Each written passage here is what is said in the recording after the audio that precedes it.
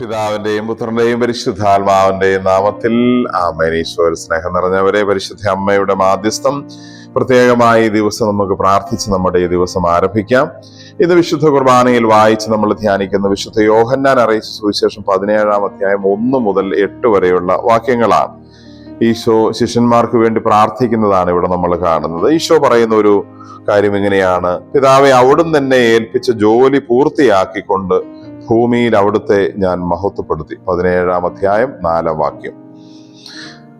നമ്മുടെ ഈ ഭൂമിയിലെ ജീവിത ലക്ഷ്യങ്ങളിൽ ഏറ്റവും പ്രധാനപ്പെട്ടത് ദൈവത്തെ മഹത്വപ്പെടുത്തുക എന്നുള്ളതാണ്. നമ്മുടെ എല്ലാ പ്രവർത്തനങ്ങളും ചെന്ന് അവസാനിക്കേണ്ടതും എല്ലാം യഥാർത്ഥമായ ഒരു അർത്ഥത്തിൽ എത്തേണ്ടതും ഈ കാര്യം വഴിയാണ്. അതെല്ലാം ദൈവത്തെ മഹത്വപ്പെടുത്തുന്ന കാര്യമാവണം. ഈശോ പറയുന്നു, അങ്ങനെ ഏൽപ്പിച്ച ജോലി പൂർത്തിയാക്കിക്കൊണ്ട് ഭൂമിയിൽ ഞാൻ അങ്ങയെ മഹത്വപ്പെടുത്തുന്നു.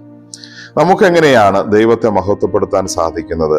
ദൈവം നമുക്ക് തരുന്ന ജോലികൾ, ഉത്തരവാദിത്വങ്ങൾ നമ്മുടെ ഓരോരുത്തരുടെയും ജീവിത സാഹചര്യങ്ങൾക്കനുസരിച്ച്, ഒരുപക്ഷെ പൗരോഹിത്യത്തിൻ്റെത്, സന്യാസത്തിൻ്റെത്, കുടുംബജീവിതത്തിൻ്റെത്, ഏകസ്ഥ ജീവിതത്തിൻ്റെത്, അതെല്ലാം ചില ജോലികൾ, ഉത്തരവാദിത്വങ്ങൾ, കടമകൾ നമുക്ക് തരുന്നുണ്ട്. അത് ഏറ്റവും ഭംഗിയായി ചെയ്തുകൊണ്ടാണ് നമ്മൾ ദൈവത്തെ മഹത്വപ്പെടുത്തേണ്ടതെന്ന് ഈശോ പറയുന്നു.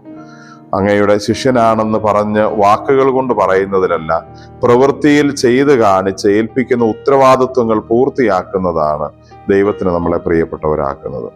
ഈശോ സമറിയാക്കാരിയുമായുള്ള സംസാരത്തിനിടയിൽ ശിഷ്യന്മാരോട് പറയുന്നുണ്ട്, എന്നെ അയച്ചവന്റെ ജോലി പൂർത്തിയാക്കുന്നതാണ് എൻ്റെ ഭക്ഷണം.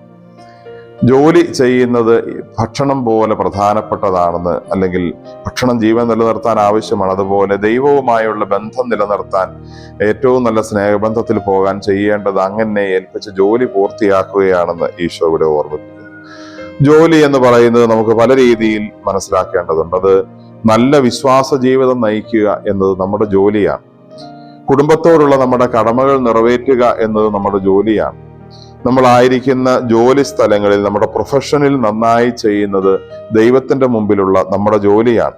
സമൂഹത്തോടുള്ള കടമകൾ നിറവേറ്റുന്നത് നമ്മുടെ ജോലിയാണ്. സ്വന്തം ആത്മാവിന് വേണ്ട കാര്യങ്ങൾ വേണ്ട സമയത്ത് മുടക്കം വരാതെ ചെയ്യേണ്ടത് നമ്മുടെ ജോലിയാണ്. പ്രകൃതിയോടുള്ള നമ്മുടെ കടമകൾ നിറവേറ്റുന്നതും പ്രകൃതിക്ക് ഇണങ്ങിയ രീതിയിൽ ജീവിക്കുന്നതും നമ്മുടെ ജോലിയാണ്. അങ്ങനെ ദൈവത്തിന്റെ മുമ്പിൽ നമ്മുടെ ജോലി പലതരത്തിലാണ്. അത് പല കാര്യങ്ങളുമായി ബന്ധപ്പെട്ടാണ് ഇരിക്കുന്നത്.